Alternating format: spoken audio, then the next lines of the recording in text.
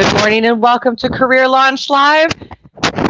I am your host, Catherine McCord, and I have with me Miss Jessica, but your last name has changed since the last time that we saw you on the show. William Winder. Miss Winder, because I nearly came out of my mouth, Miss Jessica, and I'm like, oh no, that's not right. JDW, but yes, I'm Mrs. Winder now. I'm now legally changing my name, which is a hassle. Yes. I'm not never changing it again. No, that's why I didn't, when I got married, and my mom, when she got divorced, went, oh hell no, I'm just a McCord for life. I've been married for 5 years and I've been in the process of changing my name. It's still not legally changed all the way. Because it's a horrible hassle. It is absolutely terrible. So today we are here to talk about HR and all the craziness happening in our world right now. It is a little extra right now. I'm not gonna lie. A little bit. A little bit extra. Don't worry about us. We're okay. And there's some things going on that we're having to learn to deal with because we've never had to deal with them before. Yeah. Just absolutely. all new things that are happening. So and first of all, to my audience, I gave Jessica this little warning before the show. If my energy is a little off this morning, had some craziness. There's actually a post on LinkedIn about that and kind of a message surrounding what happened. So you can go see that. But just so y'all know, if my energy is off, I am okay. It's just been a morning. So it's just been a morning. So the first subject I wanted to talk about that is just really been weighing on me, and I am dying to get your opinion, is there's this whole situation with all these mass layoffs, and I mean just tons of them everywhere. And so it's not just at the companies where this is happening that this is having an effect, though. It's affecting everyone, and there's just so much this tense and this fear. So kind of the first thing I wanted to ask you about is, if you're in a company and you're noticing a lot of, and you're in HR or leadership, and you're noticing a lot of whispers and talks and things like that, what should you do? Yeah, I am someone that believes in like radical transparency. And so I've been in these situations before where people were whispering, they're like, what's happening? They're trying to anticipate what's happening. And they're building these stories and this narrative because they don't have enough information. So if you don't tell people what's going on, they will make up a story that fits what they believe is going on, even if it is not true. So or if you're a leader, being transparent about what do you actually know. And now, mind you, I know when people are prepping for layoffs, it's really like a timing, like they're trying to get the timing right, which there's never a right time, but that's kind of in their narrative of like timing. But I think transparency of like what is truly going on, like are layoffs coming? And if so, like what group does it impact? And let's be real, I've been seeing in the news, like the talent and the people teams are being slashed and dashed. Like entire departments are being all let go. And that includes, I want to point out, most of the D&I people that they hired during 2020 are also being cut right now. And I want to hit on that in just a sec. We're going to circle back to that because that's a whole other point that I want to discuss, definitely. And I love that you immediately, and I knew you would, immediately brought up the radical transparency, because that is everything. And even during a layoff process, leaders, you need to be talking about what's gone on, why this is happening, because one of the biggest pain points I've noticed over the years, and Jessica, you can weigh in on this too. One of the biggest pain points I see when people are being let go is that they feel like they did something to deserve being in the group that's being laid off. That's the question. People always ask, like, why me? Like, how did you come up with this? And sometimes, if I'm being frank, I've been in where there's no rhyme or reason. They just had to cut this many people. And even the high performers, like, especially now when you get to rounds 2, 3 of layoffs, it's a little different. But especially I feel like round 1, it's normally financial, and they're looking at like payroll. They're looking at, and this is an HR saying, like people say, cut deep so you don't have to cut again. And so sometimes they're laying more people off than they actually need to. Yes. They don't have to do it again. Yes, absolutely. And so you do need to give people some sort of explanation. You really do. And you need to be honest. Don't lie. Don't lie to your people. That's jacked up, and they know it. And they know it. And I did do a whole other talk with Ira Lepin about emotional agency and how to address that and kind of the specifics around that. So if you want that information, go check that out. That was earlier this week. But it's also a matter of doing it properly. And so I've seen a lot of trashing CEOs who have remote teams and who are doing layoffs in a meeting via Zoom. So layoffs, yep. So I have my opinion from someone who's been part of layoffs as a consultant, as a company, and as a business owner and all, and as a leader. But I want to get your opinion first. So what is your thought about when you have a fully remote team, all over the place, and you have to do a mass layoff for whatever reason? How do you go about it? Yeah, so I've actually never been anywhere where they did like a mass conversation. Like we have always, no matter how long it takes, no matter how many people we're talking, time zones, like we have always done one-on-one conversations. So literally we will get the person on the phone. Normally it's me and the person's manager and have a conversation with them. And I actually think that's very kind because people get very emotional. Like people are crying, like they're upset. They have a lot, some of them might have personal questions about their healthcare and the continuation of that. And like, what's that going to mean if they can go on Cobra? So we take a very personal approach. However, after we talk to everybody one-on-one, we bring the whole team together and like notify everyone. Because as soon as you tell those first two people, text messages and Slacks are going out, people know, and they're thinking you're going to call them next. So they're waiting. People are like, their anxiety is rising. Sky high. It like talk to someone one-on-one, but then you do need to have a group conversation because people know what's going on and now they're just waiting. Yes, 100%. And I'm going to add to that. You nailed it. I think you completely nailed it. But I also want to say I agree with first in a large, and again, I'm talking about a mass company, not like a little bitty company, a mass company doing a group Zoom first with those being laid off. And here's why. And you do also need to do the individual 100%. And you also then need to have a conversation with the people who are staying. Yes. But I agree with real. So yes, but I agree with it because here's why. Exactly what you brought up. Because after the first person, and it starts with il numero uno. Yep. The social media post, the text, the IM, all of that starts happening, and people will know it's coming, and you don't want them to hear it from somebody that's not you. Yep. That's not cool. Yep. So I agree. If it's a mass layoff, I don't like seeing people rip on companies for that. I'm like, no, you're misunderstanding. There's no other right way to do it. Trust me, that's the best that they can do. Hundreds of people. That's what I mean. Yeah. I've been a part of is maybe 15 people. Like you can knock those out one-on-one. But when you have hundreds of people, it would take you multiple days. Yes. People like it. That's also trying to make people wait until day 3. Yes. Yes. 1,000%, not even 100%, 1,000% to that. That's not the correct thing. Now, if it were me, and this is just personal preference, I would break it up by like department and have leaders each grab whoever was their people and do it, because then it's a little bit more intimate. It is a little bit more personal. But I get why they do it that way. Also, just side note, shutting off somebody's access and letting that be how they find out is crappy. Now, I 100% understand having IT do it while they're in their meeting. Yes. Yes to that, for obvious reasons. But you will have those people that go sideways on you. And I get that too. I give grace to that too. I've had them. Yeah. They get real sideways real quick, which I don't agree with, but I will give some grace to. But you don't let that be how they find out. That's not cool.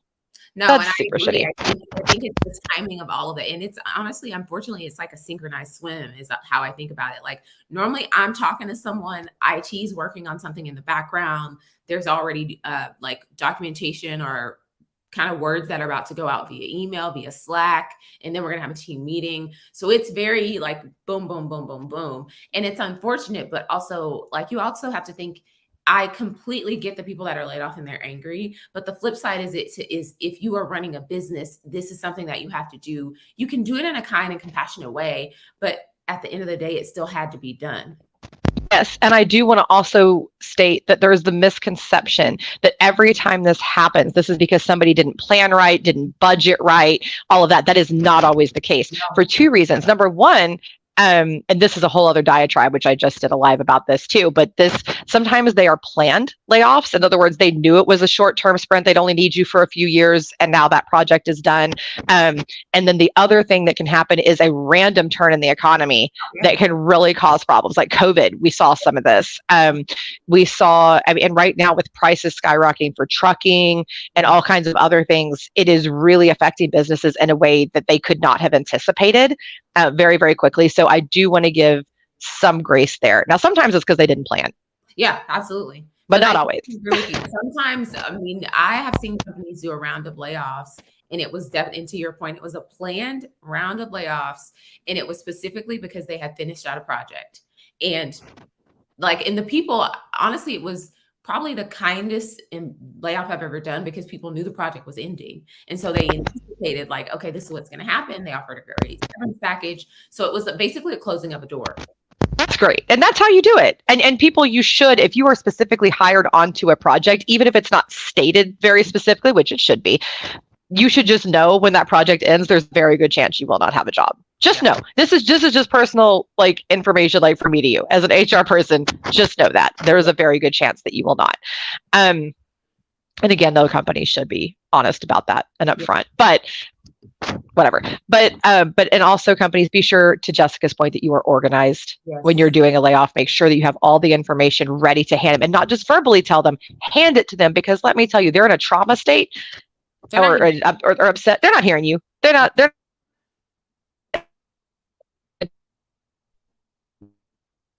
if you them email. I knew a company that made a mistake and accidentally sent it to all the business emails that got shut off. So it was like, that's not the most helpful thing. Details matter. Details matter. Details, attention to detail. It does matter. So then the next thing I do want to talk about is this DE&I trauma that we're experiencing in our field right now. And I do a lot of work in inclusion. So I'm going to kind of put myself in that too, because that's kind of become, honestly, at least 50% of my work, if not more. Right now, not only are we actively seeing lots of layoffs, but KPMG did a study and released it, showing in a huge group, and you can reference the study. I can send it to anyone who asks. You can reach out to me on LinkedIn. In a huge study, 60% of CEOs said that they plan to cut back on DEI, and that includes layoffs. So first of all, to all those in our field, give yourself grace right now. It's okay to be panicked. It is okay to feel pain for your brothers and sisters out there being laid off, because all of us know each other. I swear, we're just like the biggest brother-sister community, just out there. And so, I give grace to yourself. Prepare. Start focus on your savings, cutting your spending, all of those kinds of things. Be smart. But also, I'm not understanding the logic here, and I'm curious on your opinion. So there's so much data out there now, and if anybody wants any of it, please message me. I'm glad to send it to you. There is almost infinite data that says that inclusion increases profits, production, innovation, creativity, employee satisfaction, employee retention. And right now, if you're doing a lot of layoffs, you need everybody else to stay. So all of those things right now. Yes. And so, and also, D&I is not that expensive. Outside of salaries, there shouldn't be very much, if any, expense. So I have my response. So I want to know why you think this is happening. Yeah. I think this is a measure of people believing that D&I is a luxury and not essential. And so from the beginning, some of these people that were hired in 2020 they were put on this like, oh, this is a luxury, we need this, and they're going to come in and they're going to save the day. And it was never fully baked into the company culture. It was always something in addition to. So these people normally, unfortunately, never had a seat at the table with the executive team, even though some of them had chief titles. That is a whole nother ballgame to talk about. But I think this is just a clear indicator that it was never fully baked in. It was always a luxury. So in times like this, which is the opposite of what you need to be doing, you need to be focused on inclusion and equity and all of that and belonging right now, especially if you're doing cuts. But if you're a CEO and you see this as a luxury, just like other luxuries, when times get tough, you cut them. And so that's what's happening, in my opinion. I 100% agree with you. I think, and I think there's, you see a lot of people in D&I talking about performative over actual, and that's exactly what this is. These people are being outed as this was not ever actually your priority. This was a way to appease the masses at a time when you felt it was a trend, which it is not. This has been building for many, many years, so on and so forth. And right now, the other interesting thing is this is not just going to affect your people. Your consumers are paying attention. They see you. And companies that are doing these things are suffering. And it's very interesting. They're slowly, it's going to take a while to get the real data, but it's starting to slowly come out.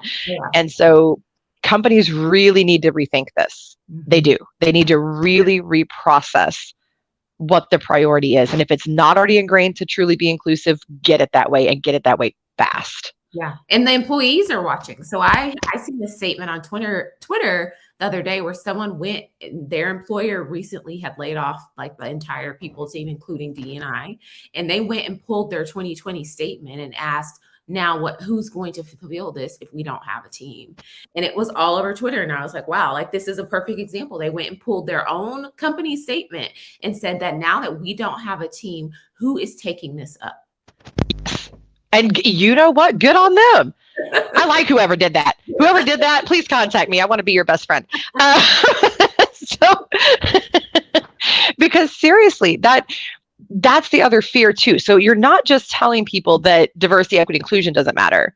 You're telling them that they don't matter because you're taking away the people that are there specifically to take care of them. Yeah. And now you're saying it's not essential. So when is it essential is my question then. Yeah. If it's not essential right now. When is it essential? When is it? And your people, you can't have a company without your people. They're it. Get rid of janitorial. Tell people they got to take out their own trash. And then, and I don't mean that against janitors. Yay, janitors. But I just mean, take care of your humans first, foremost, end of story, period. Now I could understand maybe if it's a dire situation in your company, maybe some temporary salary cuts. That kind of thing, because sometimes crazy things do happen. So sometimes your people, you might have to ask your people to please be flexible with you. But yeah, this is a scary trend. Yeah. And especially with everything happening political, I'm not going to get into that, but everything happening politically right now, it's extra scary to your humans. So we need to give a lot of grace to that. And you need to really be thinking also, that's a great lead in.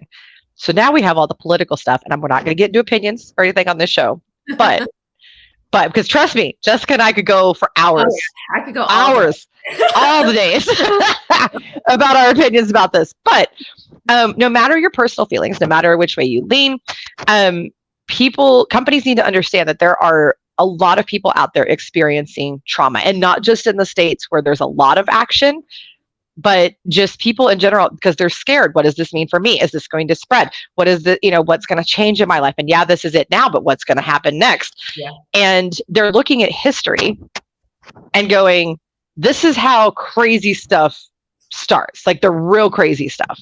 Yeah. So what is your advice to companies about should they have discussions? How do they have the discussions? How would you handle it? Yeah, we definitely. So I'll talk from just experience. We've had some of these discussions, and we had it start out with our ERGs, which, some people call affinity groups, whatever sense of community you have starting with those leaders, having conversations and being like, hey, like, for example, we have a like women's ERG and a neurodivergent ERG. And one of the things that we've done is just ask them, is everyone okay? Like, wherever you're located, want you to know that we're here to support you, whatever that might mean to you. Because what somebody might need for support, it might be just like emotional point me in the right direction. I need mental health. And somebody else just might want somebody to listen to them because they feel scared. And we're fully remote. So we have people that have decided to leave whatever state that they are in because they're scared about certain laws.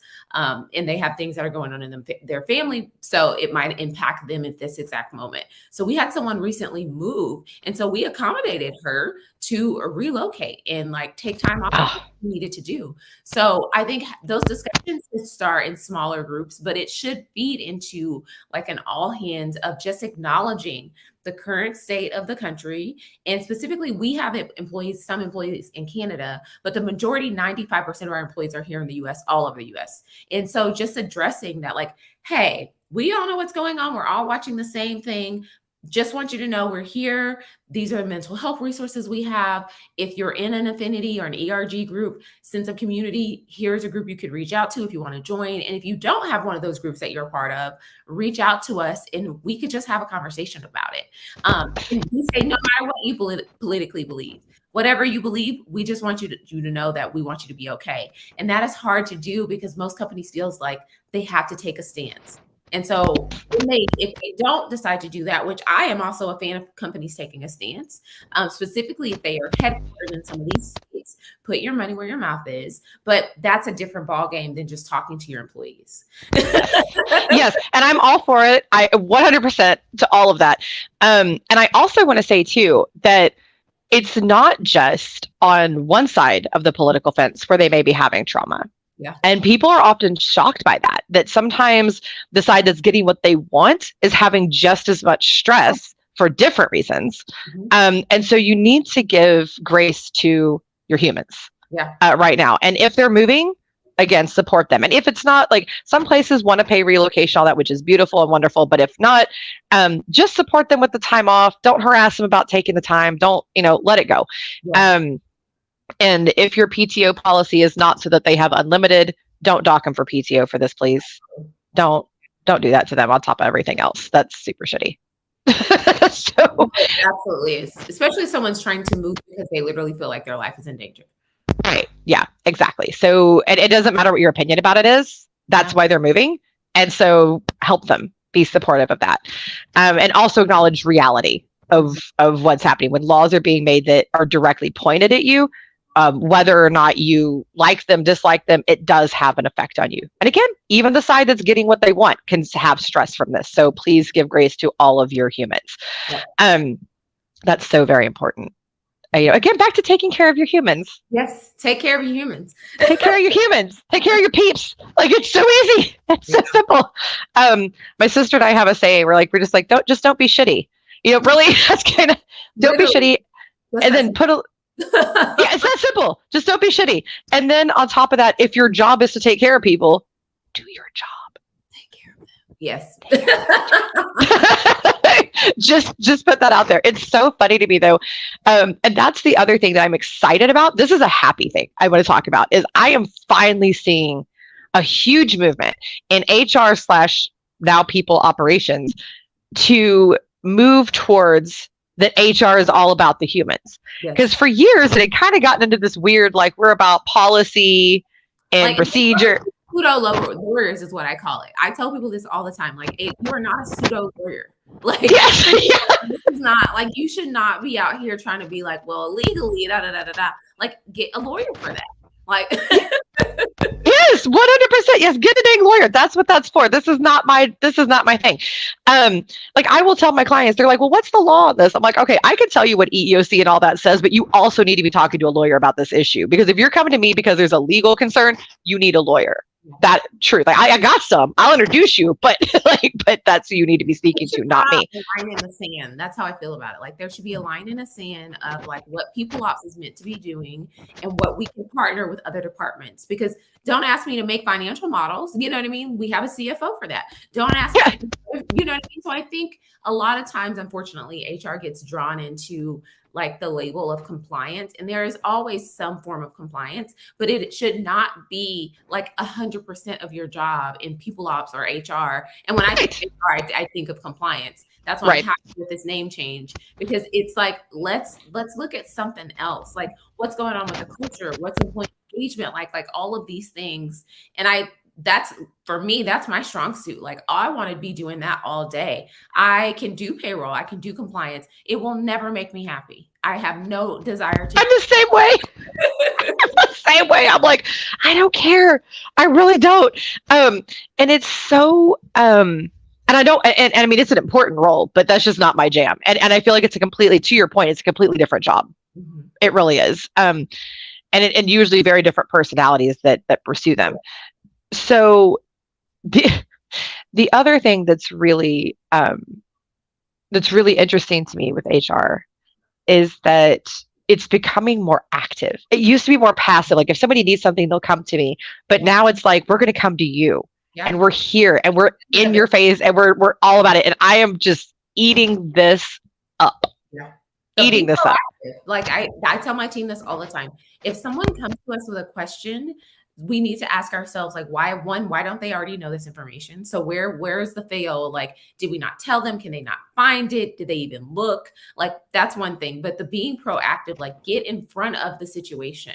And to your point, I feel like back in the day, HR was very much like the personnel department of like, you just go to them when there's a problem and they just it for you and it's magic. And that's not real. It's magic. Yeah, like it's just magical behind the curtain. But I think peeking behind the curtain and telling people what is actually going on, what are you working on? What are you doing? This is something I try to do in our all hands meetings is like, what is the people team actually working on? Because a lot of times people don't know, like we're doing surveys, we're doing performance reviews. They have no clue. They just know that things are happening, and it makes That's fine. It adds to the fear. It adds to the fear and secrecy of like, what are they doing over there? Yeah, it does. I wonder too if that's some of people not being proactive like you are. I wonder if some of that is why some of these layoffs are happening, because companies don't see you as doing anything because it's not, like in their face. So that's another thing, folks. Protect your job always. I don't care what job you're in. Let people know what work you're doing. Oh yeah. Humility does not work in the workplace. All day long about what I'm doing. Like, oh, did you want to know? This is what I'm working on today. Oh, you didn't even ask. Too bad. Too bad. You're going to hear it anyway. This is how awesome I am. Yeah.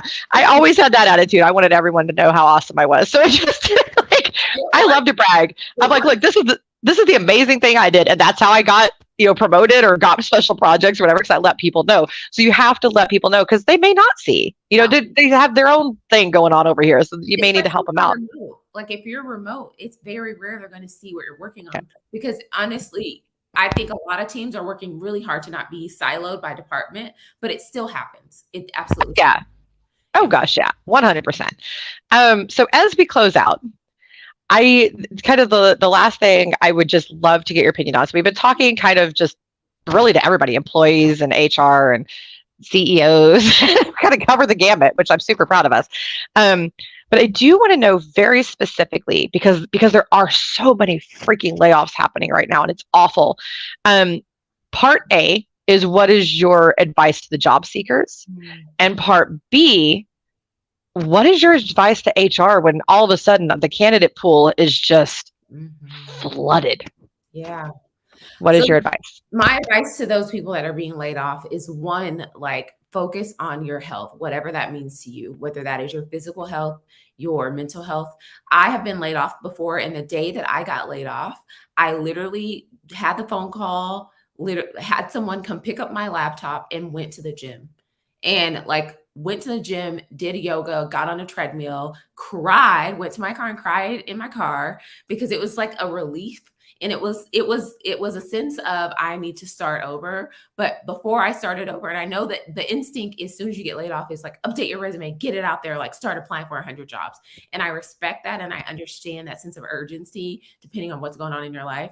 But my advice would be to focus on your health, whatever that means. Because if you and if you are in a state of trauma or panic, it will 1000% impact some part of your life, whether that's your mental health, your physical, because you're not getting outside. So those are the first things that I did. So whatever that means to you, whatever form of moving your body you can do, or that is feels good to you, do that first, and then start your search. And know that unfortunately the market is very saturated. So to your second point about what I would tell HR people is, for example, we posted a role, and within like an hour, we had over 300 applicants. One role. And so I think giving people some type of grace, knowing that like people are applying for jobs they're not actually qualified for because they need a job. And so I don't like it when I see people bashing candidates and being like, all these people weren't qualified, but they need a job. Like, are you seeing it from their standpoint? And so being courteous throughout the process and informing people of what is the process. So if someone didn't make it, they should still get some type of follow-up, whether that's like an email. I am not saying you have time to call all 300 people. I am not. God, no.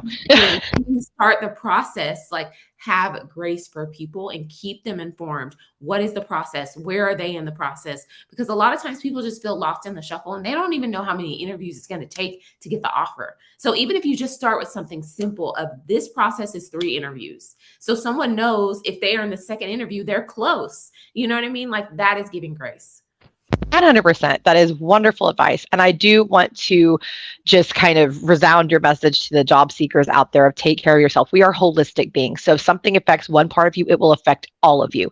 And so please take care of yourself. I also firmly believe in taking 2 to 3 days to process, get yourself together, because then when you do job search, you'll be more effective. So, I mean, maybe, let the, kind of start putting the basic feelers, like let some of your people that in your circle know, that kind of thing, but give yourself some grace for a couple of days. And HR folks, again, grace to candidates, grace to yourselves, and candidates, give grace to HR folks right now. Listen to what she just said. In 1 hour, 300 people applied.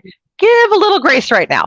Y'all all know I preach best practices all the time. Right now, we're all going to give a little grace to these HR folks, because trust me, it's crazy right now. So I think that's our message today. Give each other grace and don't be shitty. Yeah.